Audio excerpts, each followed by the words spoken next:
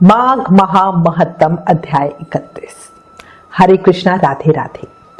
माघ पूर्णिमा पर सुव्रत ब्राह्मण की कथा कहने सुनने से हमें बहुत उत्तम फल की प्राप्ति होती है। याद रखो, ईश्वर का दिया कोई छीन नहीं सकता और ईश्वर का छीना कोई दे नहीं सकता। जो भाग्य में है वो भाग कर आएगा और जो भाग्य में नहीं है वो आकर भी चला जाएगा। सही कह रही हूं? तो इसीलिए भाग्य में जो है अपने आप मिल जाएगा और आप अपना मन अपने कर्मों पे लगाओ। आपके ऊपर कान्हा जी की साक्षात श्री कृपा है जो आपने नियम से माघ स्नान किया है या ये माघ महत्तम सुन रहे हो। अब गणेश जी महाराज और अपने गुरुदेव को याद करके माघ महामहत्तम का अंतिम अध्याय सुनते हैं।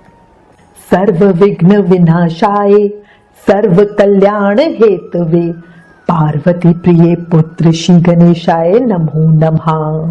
बोलो गणेश जी महाराज की जय।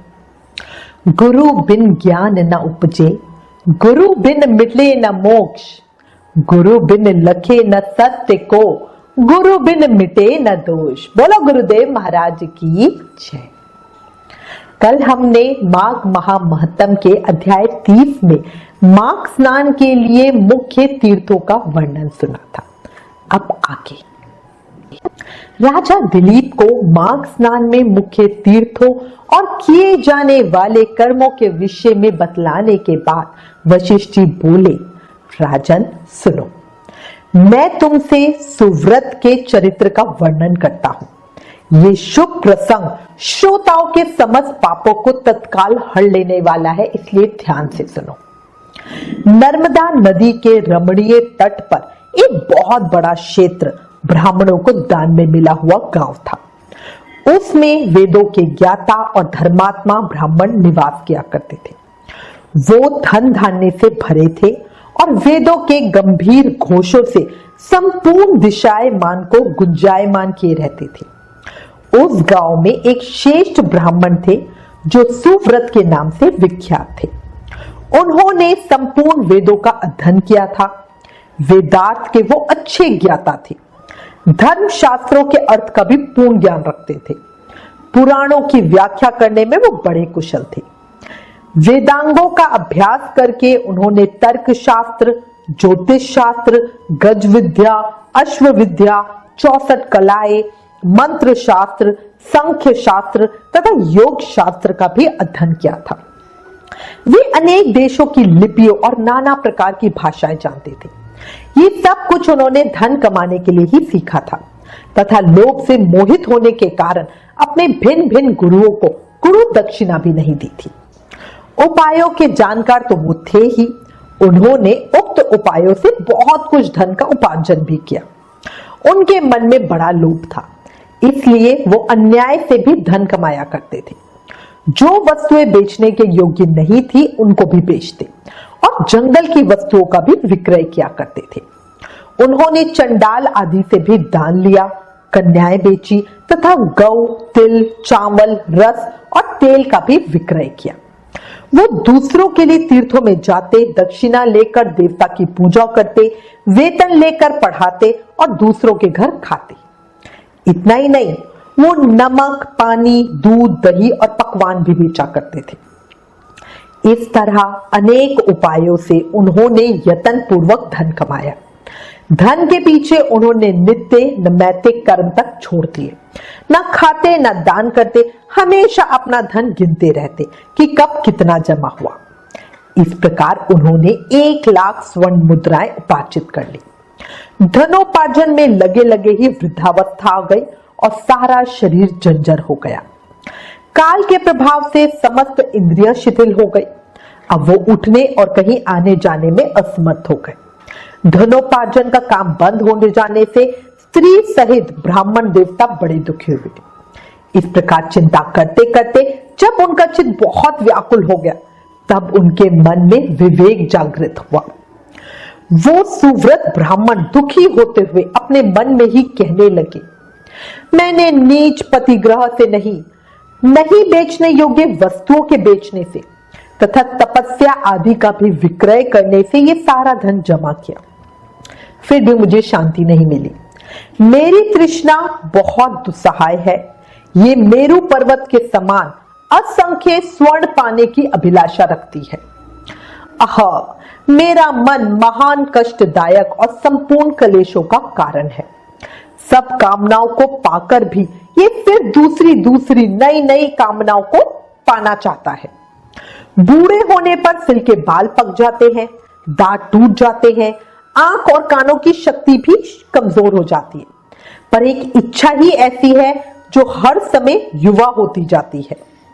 जिसके मन में कष्टदायिनी आशा मौजूद है, वो विद्वान होकर भी अज्ञानी है, अशांत है, क्रोधी है और बुद्धिमान होकर भी अत्यंत मूर्ख है। आशा मनुष्यों को नष्ट करने वाली है, उसे अग्नि के समान जानना चाहिए। अतः जो विद्वान सनातन पद को प्राप्त करना चाहते हो, वो आशा का परित्याग कर दे। बल, तेज, यश, विद्या, सम्मान, शास्त्र ज्ञान तथा उत्तम कुल में जन्म, इन सब को आशा शीघ्र ही नष्ट कर देती है। मैंने भी इसी प्रकार बहुत से कलेश उठाकर यह धन कमाया। वृद्धावस्था ने मेरे शरीर को भी गला दिया और सारा बल भी हर लिया। अब से मैं श्रद्धापूर्वक परलोक सुधारने के लिए प्रयत्न करूंगा। अब ऐसा निश्चय करके वो ब्राह्मण देवता जब धर्म के मार्ग पर चढ़ने के लिए उत्सुक हुए, उसी दिन उनका बुरा समय आ गया और उसी दिन रात में कुछ चोर उनके घर में घुस आए। आधी रात का समय था। चोरों ने ब्राह्मण को खूब कस के बांध दिया और सारा धन लेके चंपत हो गए। चोरों के द्वारा धन छिन जाने पर वो ब्राह्मण देव बिलक बिलक कर रोने लगे और कहने लगे, हाय मेरा धन कमाना, धर्म, भोग अथवा मोक्ष किसी भी काम नहीं आया। ना तो मैंने उसे भोगा, ना ही दान दिया, फिर किस लिए धन का उपार्जन किया।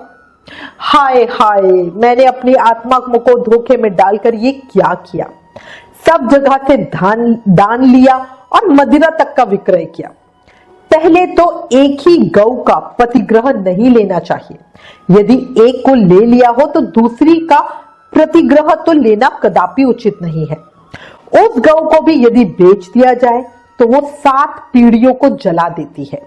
इस बात को जानते हुए भी मैंने लोभवश ऐसे पाप किए हैं।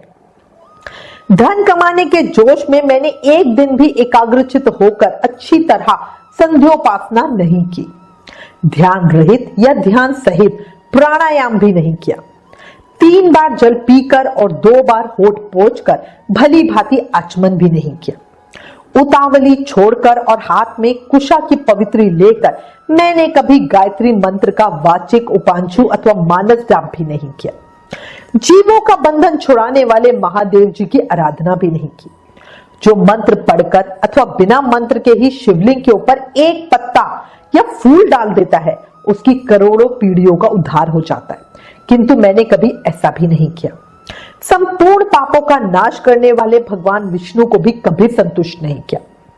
5 प्रकार की हत्याओं के पाप शांत करने वाले 5 यज्ञों का अनुष्ठान भी नहीं किया। स्वर्गलोक की प्राप्ति कराने वाले अतिथि के सत्कार से भी वंचित रहा।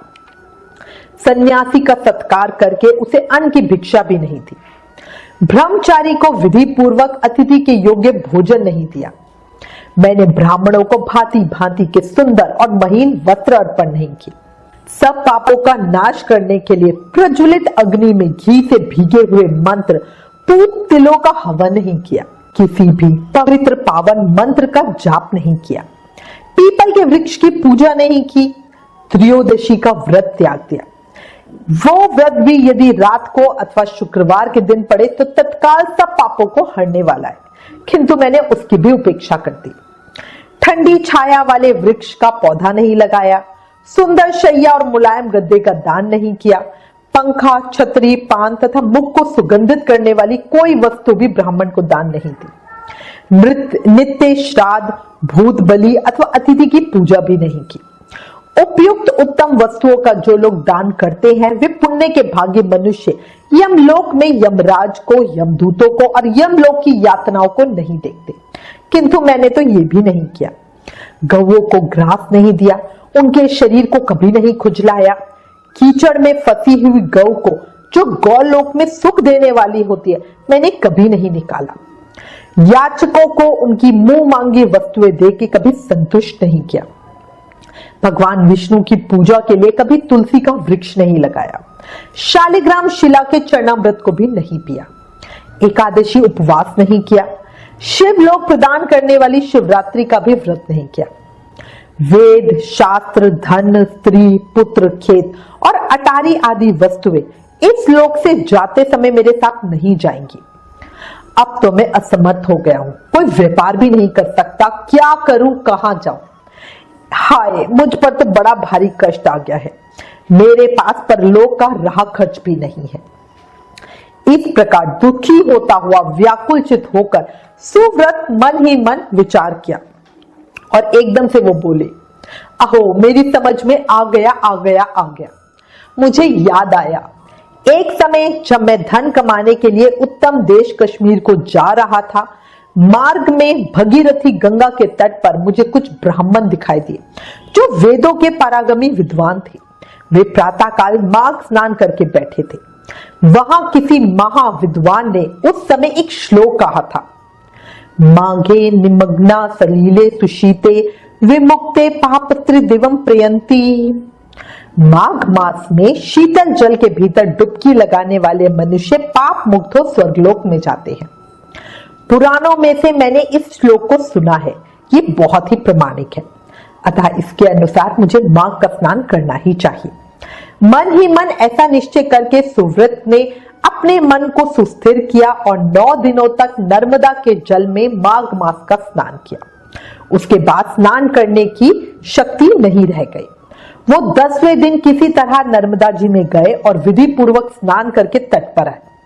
उस समय शीत से पीड़ित होकर उन्होंने अपने प्राण वहीं त्याग दिए और उसी समय मेरु गिरी के समान तेजस्वी विमान आया और माघ स्नान के प्रभाव से सुव्रत उस पर आरूढ़ हो स्वर्गलोक को चले गए। वहां एक मनवतर तक निवास करके वे पुनः इस पृथ्वी पर ब्राह्मण हुए। फिर प्रयाग में माघ स्नान करके उन्होंने ब्रह्मलोक प्राप्त किया। माघ महामहत्तम संपूर्ण। इस माघ महत्तम में हमने जाना, कलयुग में माया के जाल से बचना है तो श्री हरि की शरण ले लो। याद रखो, तुम नहीं थे तब भी दुनिया थी, तुम चले जाओगे तब भी दुनिया रहेगी। तुम्हारे रहने या ना रहने से दुनिया या लोगों पे कोई फर्क नहीं पड़ने वाला।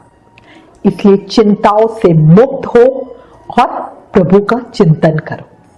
श्री हरि के चरणों में शरण लो और प्रेम से, मन से, भाव से हर समय, हर पल, हर सांस के साथ जाप करते रहो।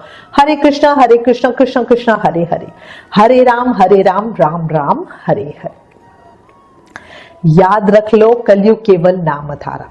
सिर्फ नाम जाप करके ही आपको कृष्ण प्रेम, भक्ति, मुक्ति, शक्ति सब मिल सकती है। यही हमारे माघ मास के महत्तम का समापन होता है।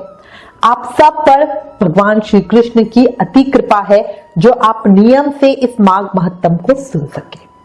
मैं भगवान श्री कृष्ण के श्री चरणों में आप सब के लिए प्रार्थना करती हूँ, कान्हा जी आपको अपनी भक्ति, प्रेम दे, मुक्ति दे, मोक्ष दे और अपनी भक्ति दे।